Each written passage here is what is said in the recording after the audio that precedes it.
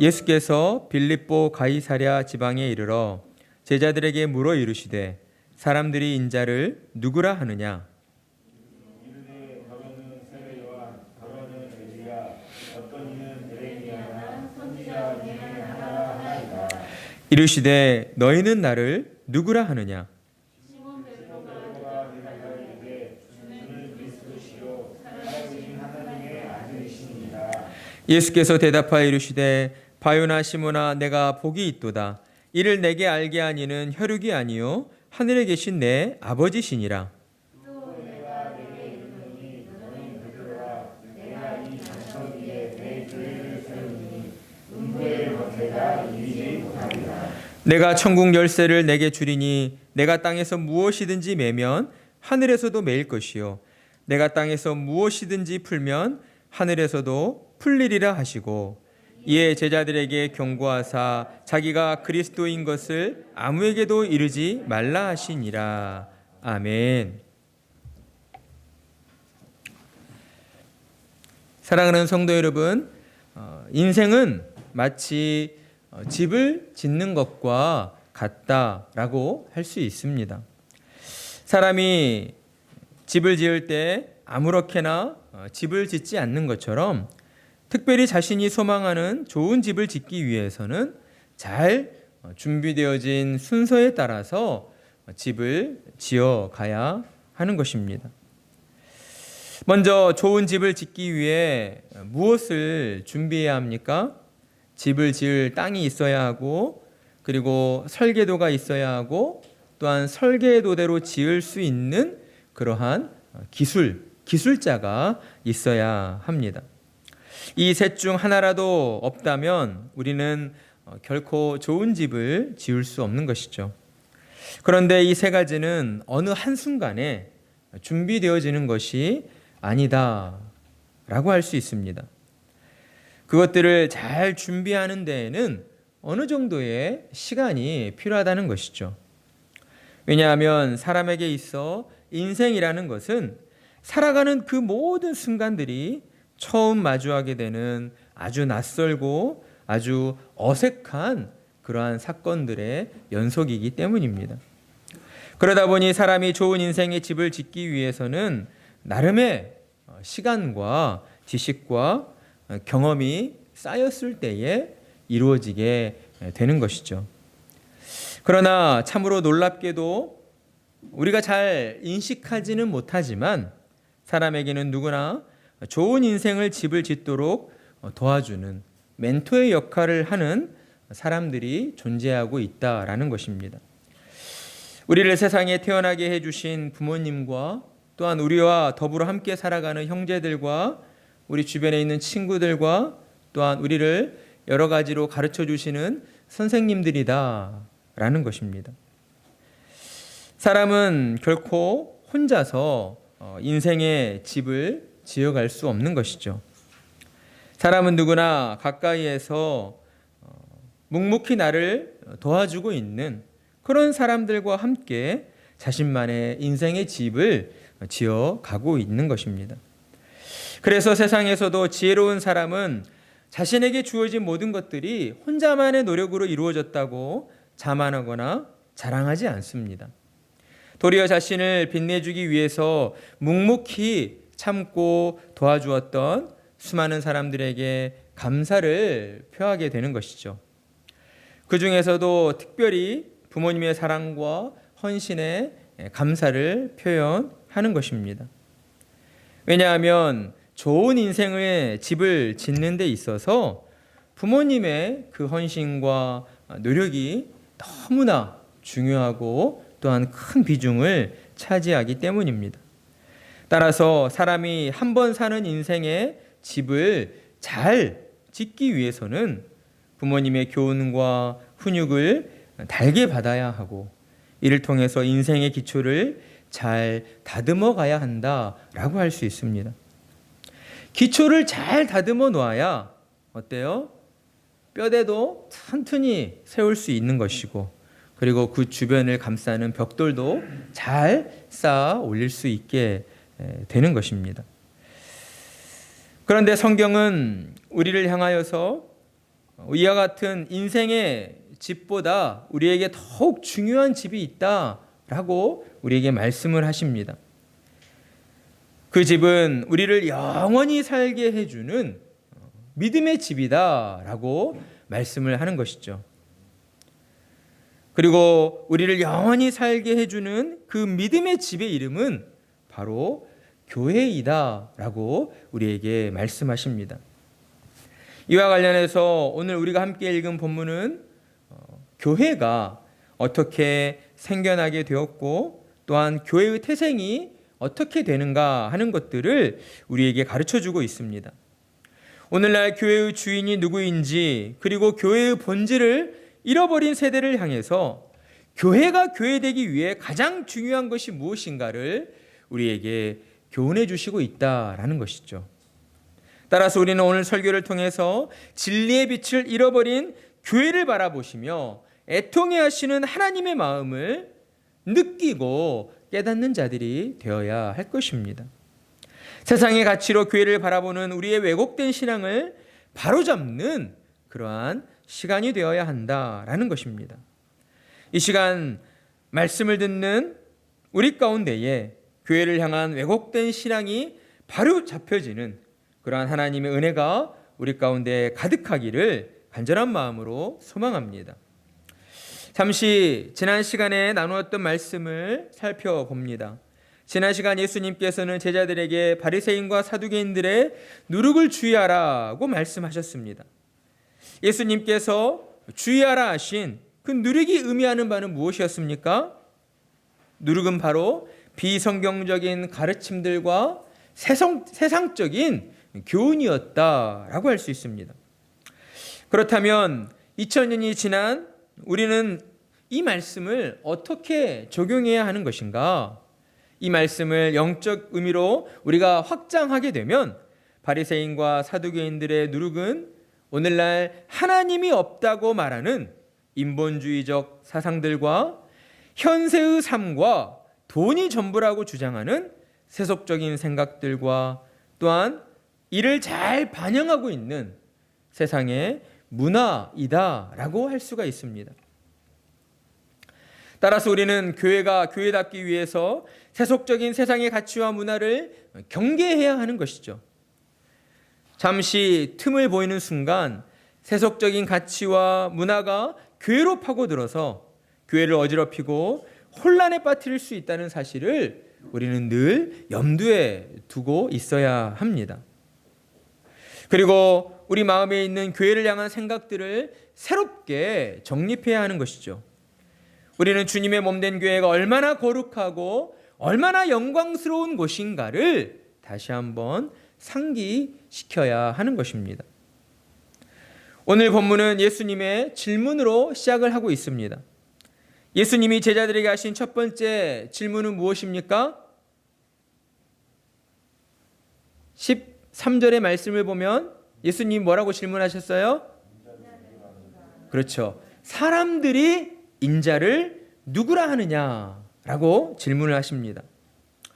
예수님이 제자들에게 첫 번째 질문으로 너희는 나를 누구라 하느냐라고 묻지 않으시고 사람들이 나를 누구라 하느냐라고 물으신 데에는 나름의 이유가 있었습니다. 예수님께서는 어떤 분이십니까? 사람의 마음을 보시는 분이십니다. 따라서 예수님이 정말로 사람들의 생각을 모르셔서 알고 싶으셨기 때문에 제자들에게 사람들이 나를 누구라 하느냐라고 여쭤보신 것이 아니라는 것이죠. 예수님이 먼저 사람들의 생각을 질문하신 것은 이후에 나오게 되는 베드로의 그 신앙의 고백을 이끌어내시기 위해서 제자들이 이와 같은 질문을 통해서 제자들 마음으로도 예수님은 누구이시지? 라는 그러한 생각을 할 수 있도록 예수님께서 그들의 마음을 이끄시기 위해 준비하셨다라고 할 수가 있습니다.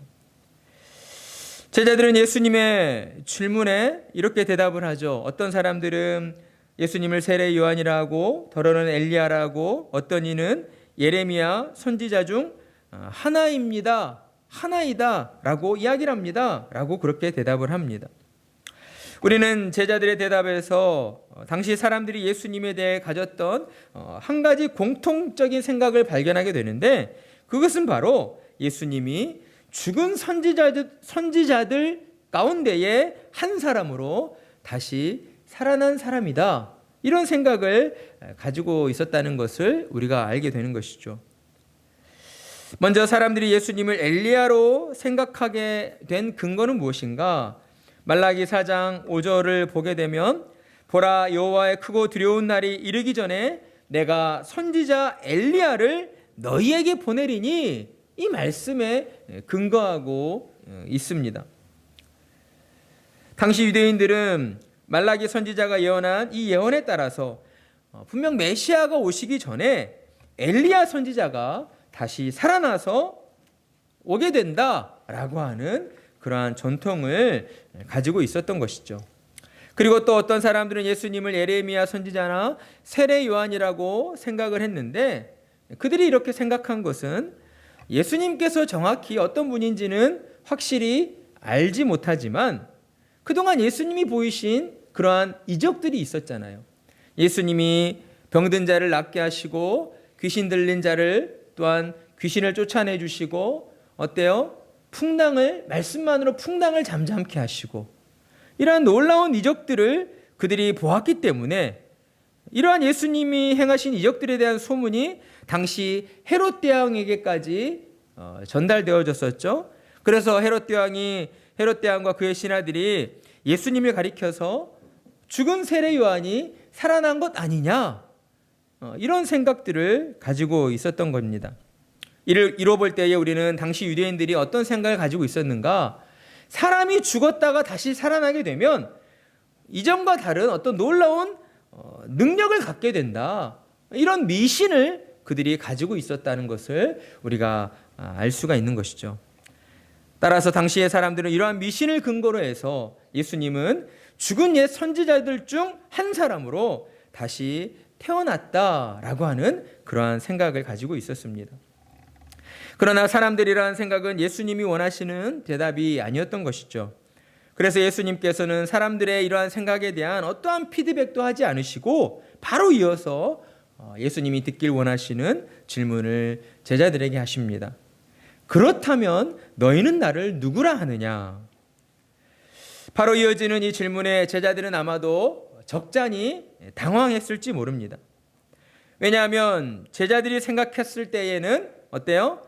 사람들이 생각하는 것처럼 예수님을 엘리야나 예레미야나 세례 요한이라고 이야기하는 그 자체만으로도 충분히 대단한 일이고 충분히 영광스러운 일이다, 이런 생각을 가지고 있었기 때문입니다. 그래서 제자들은 예수님이 사람들이 생각하는 거에 대해서 어떤 피드백을 주시진 않을까, 이 정도면 사람들이 예수님에 대하여 정말 극찬을 하고 높여 칭송하고 있는 것인데 그 정도면 되는 것 아닐까라는 이런 생각을 했을지 모른다라는 것이죠. 그러나 제자들은 너희는 나를 누구라 하느냐는 예수님의 질문에 선뜻 대답하지 못했습니다. 그런데 그때 성질 급한 베드로가 나서서 이렇게 고백을 하는 것이죠. 뭐라 고백합니까? 우리 함께 읽어볼까요? 시작. 주는 그리스도시요 살아계신 하나님의 아들이시니이다. 서둘러 급한 마음에 베드로가 대답을 하였지만 베드로의 이 고백은 인류 역사 가운데에 그리스도를 향한 최초의 신앙 고백이었으며 또한 향후에 복음의 토대를 이루게 되는 참으로 놀랍고 영광스러운 고백이었다라고 할 수가 있습니다. 주는 그리스도시요 라는 고백에는 눈앞에 계신 예수님께서 옛 선지자들을 통해 약속하신 기름 부음 받은 자, 곧 메시아가 맞습니다 라는 고백이 담겨져 있었던 것이고요. 살아계신 하나님의 아들이시니다 라고 하는 이 고백에는 당시 많은 사람들이 우상을 섬기고 있었잖아요. 나무로 깎아 만든 우상이나 금으로 만들어낸 송아지 우상이나 어때요? 그 우상들은 살아있다 할 수 없잖아요. 말하지 못하고 또한 듣지 못하고 또한 보지 못하는 그러한 죽어있는 우상들과 다르게 하나님께서는 오늘도 살아계셔서 역사하시며 또한 살아계신 그 하나님께서 약속하신 대로 이 세상을 구원하시기 위하여 하나님의 아들이신 예수님을 메시아로 보내주셨다라는 고백이 담겨져 있었던 것입니다. 그러자 예수님께서는 베드로의 고백을 크게 기뻐하시며 베드로에게 이렇게 말씀하시죠. 이를 내게 알게 하니는 혈육이 아니요 하늘에 계신 내 아버지시니라. 여러분 무엇을 의미하고 있습니까?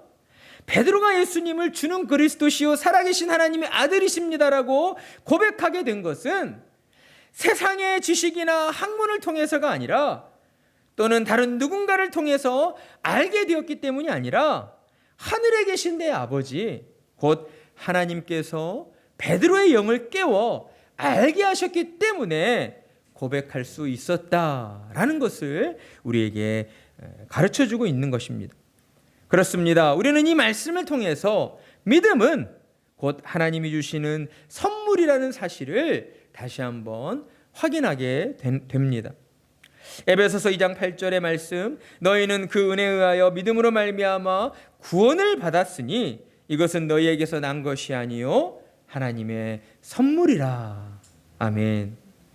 사랑하는 성도 여러분, 우리를 비롯해 이 땅을 사는 모든 사람들은 복받기를 간절히 열망하고 있습니다.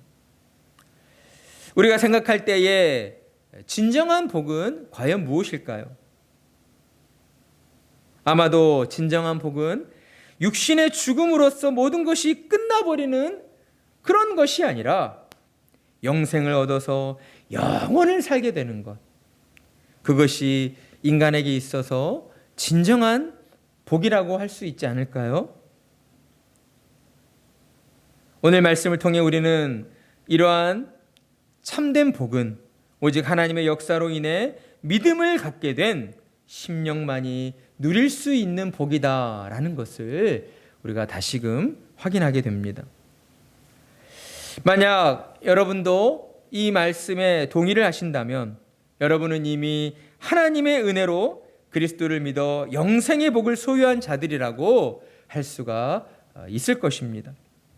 그러니 저와 여러분은 값없이 조건 없이 오직 하나님의 은혜로 예수님 믿어 영생을 소유케 하신 하나님께 진실로 감사드리는 자들이 되어야 하는 것이죠. 그리고 이어서 예수님은 베드로의 이름을 부르시며 반석을 의미하는 베드로의 그 이름 위에 내 교회를 세우시겠다라고 선포하십니다. 예수님의 선포는 예수님이 이 땅에 오신 궁극적인 이유가 어디에 있는가? 그것은 바로 주님의 몸된 교회를 세우시기 위함이시다라는 것을 우리에게 알려주신 선포였습니다. 우리는 이 말씀을 통해서 교회의 토대가 무엇이고 교회의 본질이 무엇인가를 깨달아야 합니다. 예수님께서는 먼저 제자들에게 반석 위에 교회를 세우시겠다라고 하셨습니다. 여기서 반석이 의미하는 바는 그렇다면 무엇일까요? 예수님 자신을 의미하고 있습니까? 아니면 베드로를 특별히 사용하셔서 베드로의 헌신과 노력으로 교회를 세우시겠다는 그것을 의미하고 있을까요? 둘 다 아니라고 할 수 있습니다. 개신교회는 이 의미를 전통적으로 예수님이 말씀하신 그 반석이 앞서 고백한 베드로의 신앙의 고백이다라고 우리는 해석을 해왔습니다. 그러니까 예수님께서는 베드로가 주는 그리스도시요 살아계신 하나님의 아들이십니다라고 고백하였던 그 신앙 고백의 토대 위에 내 교회를 세우시겠다라고 말씀을 하신 것입니다. 사랑하는 성도 여러분, 우리는 교회가 어떻게 세워지게 되었는가 하는 것을 바르게 인식해야 합니다. 교회는 세상의 어떤 조직이나 집단처럼 자신들만의 이익과 특정 목적을 위해 세워진 공동체가 아니라는 것이죠. 따라서 교회의 토대는 돈이 아니요, 건물이 아니요, 사람이 아닙니다. 이것들로 인해서 교회가 세워지는 것이 아니에요. 교회의 토대는 오직 예수님을 그리스도시요 살아계신 하나님의 아들로 믿고 고백하는 그와 같은 참된 신앙의 고백이라고 할 수가 있다라는 겁니다. 따라서 하나님이 보시는 건강한 교회는 어떠한 교회인가? 예배당 건물이 크고 사람들이 많이 모이고 구제를 열심히 하는 그런 교회가 아니라, 물론 그런 것들이 중요하지 않다라는 것을 말씀드리는 것은 아닙니다. 진정으로 하나님이 참으로 기뻐하시는 교회는 과연 어떠한 교회인가? 교회로 모인 모든 성도들이 한 마음으로 예수님을 그리스도시요 살아계신 하나님의 아들로 고백하고 따르는 그러한 온전한 신앙의 공동체를 하나님이 기뻐하신다라고 할 수가 있는 것이죠. 그렇다면 하나님이 기뻐하시는 건강한 교회가 되기 위해서 우리는 과연 무엇을 해야 할까요? 정답은 이미 정해져 있습니다. 교회로 모여서 하나님의 말씀을 읽고 묵상하며 성경을 연구하는 일에 우리가 더욱 열심을 내어야 한다라는 것이죠. 여러분, 무엇보다 먼저 교회로 모이기를 힘써야 하는 것입니다. 그러면 어떤 성도님들은 이렇게 질문하실지 몰라요. 왜 꼭 그래야 합니까, 목사님? 집에서 성경을 읽고 묵상해도 되는 것 아닙니까? 교회에서 집에서 온라인으로 예배를 드려도 예배 드리는 것 아닙니까? 코로나의 사태 이후에 제가 듣기로는 기존에 주일에 교회를 출석하였던 교인들 가운데에 20-30%의 이상이 되는 사람들이 다시 교회로 돌아오지 못하고 있다고 합니다. 이유가 무엇일까요? 그들이 정말 믿음이 없어서 불신자이기 때문에 교회를 떠나간 것일까요? 그렇다기보다는 우리 인간이 지니고 있는 그런 연약한 그 육신 때문에, 죄로 부패한 연약한 우리의 어떤 육신의 연약함으로 말미암아 어때요? 교회에 나가지 않고 집에서 편하게 온라인으로 예배를 드릴 수 있는데 꼭 굳이 교회를 나가서 예배당에 나가서 예배 드려야 하나? 이러한 생각들로 인해서 예배당을 찾지 않게 되는 것이죠. 물론 집에서 성경을 읽고 묵상하며 성경을 연구하는 일에 우리가 열심을 낼 수 있지만, 우리가 잘 아는 것처럼 우리의 의지는 너무 연약하다는 것이죠. 우리가 아무리 강하게 마음을 먹고 의지를 품는다 하여도 우리의 그 육신의 편안함에 의해서 쉽게 무너져 버리는 그러한 경향이 있다라는 것입니다. 그렇기 때문에 우리는 더욱 교회로 모이기를 힘써야 합니다. 여러분, 학교가 왜 있습니까? 그런 의미인 것이죠. 가정에서 나 혼자 공부해 보겠다. 그래서 정말 잘하는 친구들은 정말 이 손가락 안에 드는 정도이고, 사실 대부분들은 자신의 힘과 내 의지만으로는 그 일들을 잘 감당해 나가지 못합니다. 그래서 학교라는 울타리가 있고 선생님이라는 가르치시는 분이 있고 또 친구들과 함께 있으면서 서로 경쟁하고 어우러지는 과정을 통해서 우리가 더욱 잘 준비되어진 사람으로 우리를 발전시켜 나가게 되는 것이죠. 교회로 모이는 것도 이와 같다고 할 수 있습니다. 우리 자신의 힘을 믿고 의지하기보다 교회 공동체의 그 힘을 우리가 의지해야 한다라는 거예요. 비록 우리의 육신으로는 조금 불편할지 몰라도 어때요? 그나마 우리가 우리 자신을 교회에다가 이렇게 묶어 놓으면 그래도 교회를 통해서 역사하시는 하나님의 그 은혜로 말미암아 우리가 개인적으로 혼자 있을 때보다 더 큰 영적인 유익과 또한 은혜를 누리게 되기 때문입니다. 그래서 바울 사도도 디모데에게 이렇게 말씀하였습니다. 육체의 연단은 약간의 유익이 있으나 경건은 범사에 유익하니 금생과 내생에 약속이 있느니라. 더러 육체의 불편함을 감수하더라도 우리는 영원한 영적 유익을 위하여 더욱 교회로 모이기를 힘써야 하고 더욱 경건하기를 우리가 마음을 모아 힘써야 하는 것입니다. 예수님께서는 분명 베드로의 신앙의 고백의 그 토대 위에 내 교회를 세우시겠다라고 말씀하셨습니다. 여기서 우리는 예수님이 말씀하신 그 내 교회라고 하는 것이 어떤 특정 지역의 몇몇 교회만이 아니라 하나님의 은혜로 예수님을 구주로 믿게 된 이 땅의 모든 사람들을 의미하고 있다는 것을 우리는 깨달아야 합니다. 이것을 우리는 눈에 보이지 않는 무형교회 또는 천상교회라고 부릅니다. 예수님은 이러한 교회를 베드로의 교회가 아니라 내 교회이다 라고 말씀하셨습니다. 한마디로 예수님이 교회의 주인이 되어주신다라는 것이죠. 교회는 이처럼 사람의 힘과 노력으로 세워지는 공동체가 아닌 것입니다. 내가 열심히 전도하는 것으로 교회가 부흥케 되는 것이 아니다라는 것이죠. 이는 사역자들도 마찬가지입니다. 목회자의 능력과 노력만으로 믿는 자들이 생겨나는 것이 아니다라는 것이죠. 사역자는 교회를 주관하는 자가 아니라 단지 주님의 말씀에 순종함으로 교회를 섬기는 일꾼에 지나지 않는다라는 것입니다. 따라서 건강한 교회는 어떠한 교회입니까? 목회자나 일반 성도나 모두가 주님 앞에서 동일한 일꾼이 되어서 서로 합력하여 선을 이루어 나가는 교회, 그 교회가 참으로 건강한 교회이다라고 할 수가 있는 것이죠.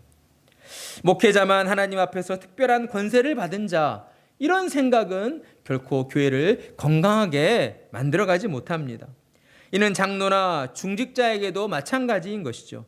교회에서 목사와 장로와 집사와 같은 이 중직자의 직분이라고 하는 것은 언제나 주님의 교회가 바른 신앙의 고백 위에서 교회가 더욱 건강하도록 하는 그 일에 섬기는 일꾼으로 세워졌다라고 하는 사실을 우리는 기억해야 할 것입니다. 그러나 이러한 면으로 볼 때에 한국교회는 오랜 시간 교황지상주의와 비슷한 모습을 가지고 오랫동안 교권주의에 빠져 있었다라고 할 수 있습니다. 그로 인하여 어떠한 모습들이 드러나게 됩니까? 교회들에서는 목사님의 말을 절대시하는 그러한 분위기가 만들어지는 것이죠. 목회자가 직접 강단에서 내 말이 곧 진리이다 이렇게 주장하는 목회자는 거의 없습니다. 처음부터 그렇게 주장한다면 그 교회는 이단인 것이죠. 교회라고 할 수 없습니다. 그러나 처음부터 그렇진 않았지만 강단에서 가르쳐지고 또한 선포되어지는 그러한 말씀과 여러 가지 방법들을 통해서 교회의 분위기가 목회자를 우상시하고 또한 목회자를 절대시하는 그러한 분위기로 만들어 왔다라는 것입니다. 목사의 말에 순종하지 않으면 벌을 받는다. 성경에 없는 이런 비성경적인 그러한 분위기와 문화를 지금껏 만들어 왔다는 것이죠. 그러다 보니 교회는 목회자를 중심으로 해서 점점 수직화되어 버렸습니다. 일반 성도가 목사님을 만나는 일이 마치 하늘의 별 따기처럼 목사님으로부터 어떤 특별한 은총을 받는 것이냐 그렇게 여겨지는 문화가 만들어져 왔다라는 것이죠. 이는 한마디로 교회가 목회자를 우상시하는 그러한 비성경적인 잘못들을 범해왔다라고 할 수가 있는 것입니다. 따라서 우리는 예수님의 가르침에 따라서 지금껏 한국교회가 겪어왔던 수많은 오류들을 올바른 눈으로 직시해야 할 것입니다. 그리고 세우는 교회가 그러한 비성경적인 관습과 오류를 답습하지 않기 위하여 우리는 더욱 열심으로 교회로 모여 하나님의 말씀을 읽고 묵상하며 또한 하나님 앞에 나아가 기도해야 하는 것입니다. 그러나 그와 동시에 또한 우리가 반드시 놓지 말아야 하는 것은 교회는 본질상 거룩하고 영광스러운 공동체일 수밖에 없다라고 하는 사실입니다. 아무리 세상이 교회를 비난하고 조롱할지라도 비록 교회 안에 교회를 어지럽히는 가라지와 같은 존재들이 함께 섞여 있을지라도 교회는 분명 하나님의 역사로 믿는 자들이 모여서 하나님의 영광을 드러내는 거룩하고 영광스러운 믿음의 공동체이다라고 하는 사실입니다. 그렇다면 무엇이 교회의 거룩과 영광스러움을 보증해 주는 것일까요?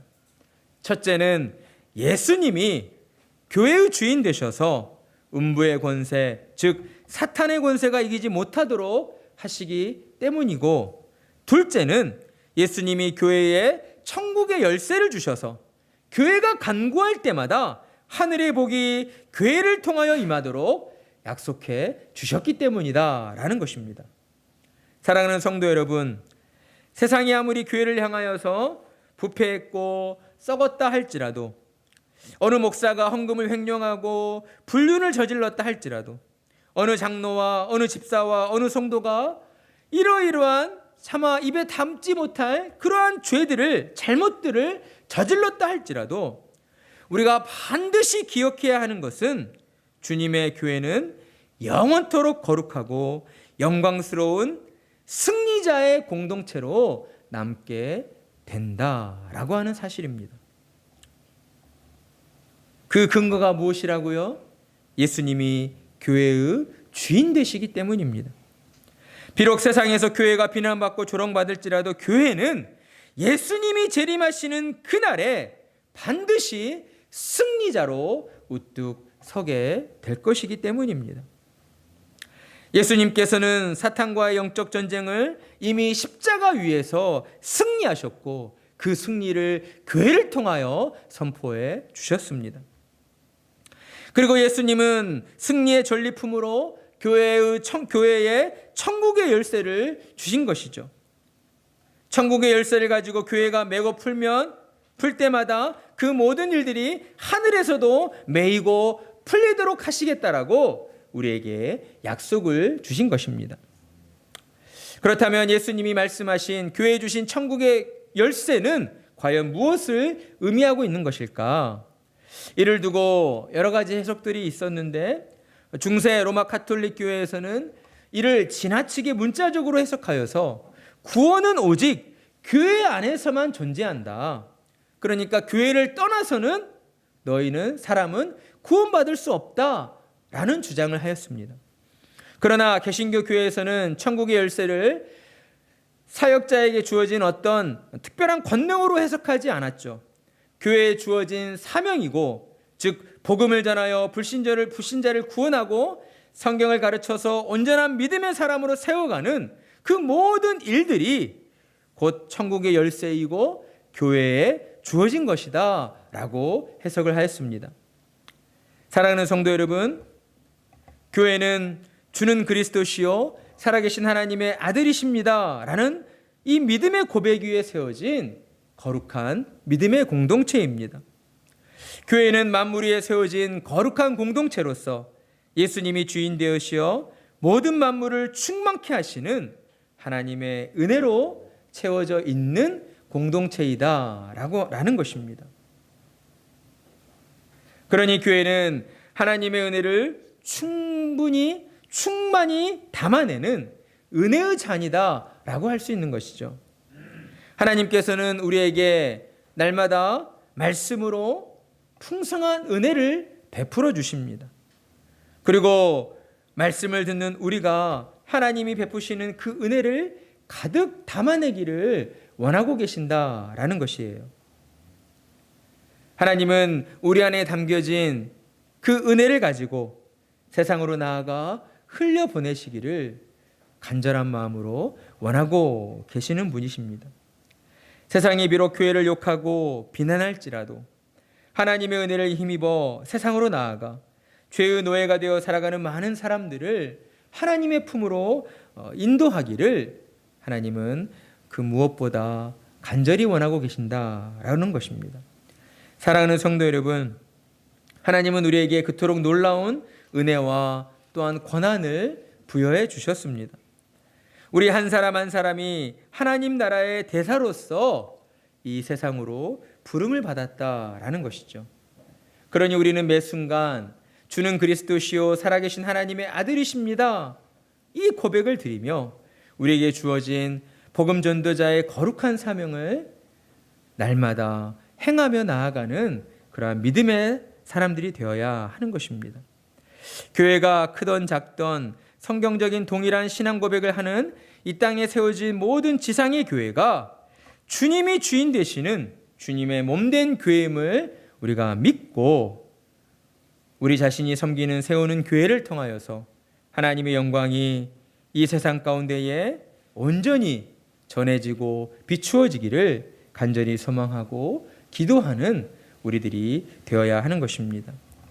그리고 또한 우리 각자는 하나님께서 우리에게 맡기신 가정과 자녀들을 주의 말씀으로 바르게 양육해야 하는 것이죠. 그래서 세상에서 그리스도의 향기를 풍기고 그들의 우리 자녀들의 착한 행실로 말미암아 예수님을 믿는 사람들은 진짜 뭔가 다르긴 다르구나라는 이와 같은 인식을 심어주는 그러한 믿음의 자녀들로 우리가 세워가야 하는 것입니다. 그래야 할 때에 교회는 만물을 충만케 하시는 주님의 은혜로 더욱 충만하게 될 것이고 이로 인하여 세상은 더욱 아름다운 세상으로 변화하게 될 것입니다.